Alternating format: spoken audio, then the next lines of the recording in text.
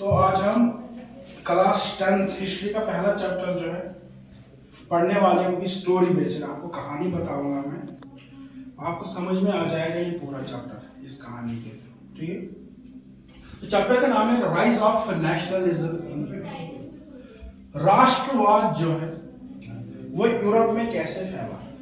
ठीक है, तो अब मैं कहानी सुनाने जा रहा हूं आपको, उससे आपको जो कॉन्सेप्ट है वो क्लियर हो जाएगा। बोलते हैं, a long time ago Europe was made up of many small kingdoms।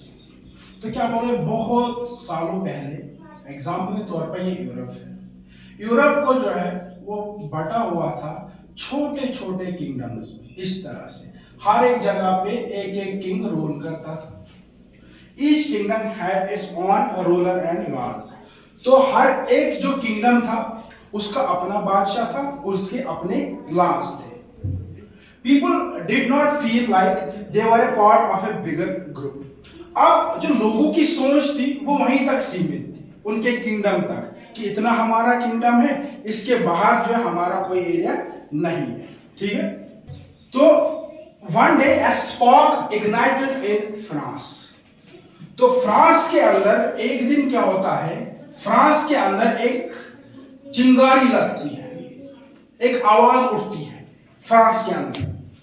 किसके खिलाफ? बादशाह के खिलाफ। ठीक है, the people rose up against their king. वहां पे लोग जो है बादशाह के खिलाफ खड़े हो जाते हैं, demanding freedom, equality and rights. तो किस चीज की डिमांड कर रहे थे लोग? क्यों खड़े हो रहे थे बादशाह के खिलाफ? वो डिमांड कर रहे थे इक्वालिटी, वो डिमांड कर रहे थे फ्रीडम, वो डिमांड कर रहे थे राइट्स। वो बादशाह को मांग रहे थे क्या? आजादी, अपने हक हुकूक मांग रहे थे बादशाह से। तो this spark spread like wild fire across Europe. ये जो चिंगारी थी ये पूरे यूरोप कॉन्टिनेंट में जैसे जंगल में आग फैलती है उस तरह से ये चिंगारी फैलने लगी, जो फ्रांस से शुरुआत जिसकी हो गई और वो पूरे यूरोप कॉन्टिनेंट में, ठीक है, उसकी जो है आग की लपटें जो है वो देखी गई। ठीक है, inspiring others to fight for their rights too. इससे क्या हुआ, जो यूरोप कॉन्टिनेंट में बाकी किंगडम्स थे, बाकी इलाके थे, वहां से फ्रांस को देख के उनको इंस्पिरेशन मिली कि वो भी लड़ सकते हैं अपने हक के लिए। As the idea of nationalism grew, जैसे जैसे राष्ट्रवाद का आइडिया यूरोप के अंदर फैलने लगा, आगे बढ़ने लगा, people began to identify with their nation. तो लोग जो है अपनी पहचान ढूंढने लगे और एक नेशन के अंदर जो है एकजुट हो गए, नेशन बनाने लगे, राष्ट्र बनाने लगे। Countries like Germany and Italy which were divided into smaller states.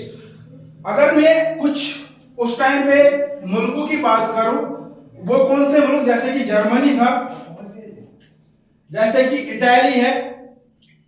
तो ये दो जो ऐसे देश थे, इनका यूनिफिकेशन हो गया, ये यूनिफाई हुए। ये छोटे छोटे जो किंगडम्स है ये एक नेशन बना।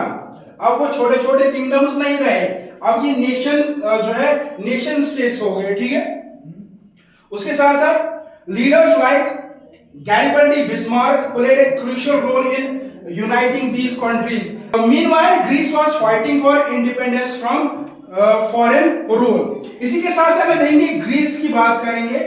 ग्रीक्स जो है वो भी लड़ना स्टार्ट करते हैं, आजादी जो है पाना चाह रहे थे। किससे?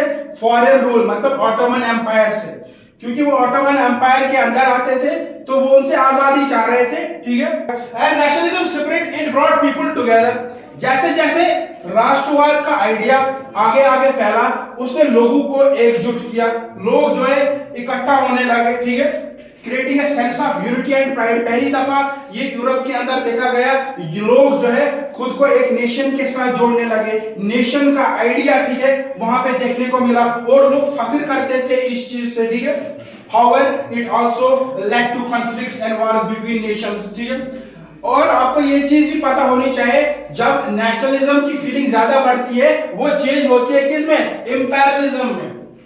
वो चेंज होती है इंपेरियलिज्म में। Excessive nationalism leads to imperialism. इसका मतलब क्या है कि अभी तक तो वो लड़ रहे थे बादशाहों से, एक नेशन बनाने के लिए, जब नेशंस बने अब उनके पास लड़ने के लिए कुछ नहीं था, तो उनने क्या सोचा, जो दूसरे नेशंस है उन पे अटैक करने लगे, ठीक है। Despite the challenges, the rise of nationalism in Europe shaped the continent's history. देखो, जो नेशनलिज्म का जो आइडिया है, राष्ट्रवाद है, वो ऐसे ही यहाँ पे नहीं फैला। इसके सामने बहुत सारे चैलेंज आए, बहुत सारी रुकावटें आई, लोगों ने लड़ा, स्ट्रगल किया, उसके बाद ही ये नेशनलिज्म की फीलिंग वहां पे लोगों के अंदर आई, ठीक है। मगर इसने यूरोप की जो हिस्ट्री है उसको पूरी तरह से बदल के रख दिया। It showed the power of people coming together for a common goal. इसने यहाँ पे ये सिखाया लोगों का एकजुट होना, ठीक है, कि क्या पावर होती है जब लोग जो है एकजुट हो जाते हैं, तो उनके पास किस तरह की पावर आती है। कि आपने ये पढ़ा होगा, उर्दू में भी ऐसा एक चैप्टर आता था, इत्तेफाक में ताकत है, ठीक है। तो एक लाठी को तो कोई भी तोड़ सकता है, अगर 5-6 हो उसको तोड़ना बहुत ज्यादा मुश्किल है।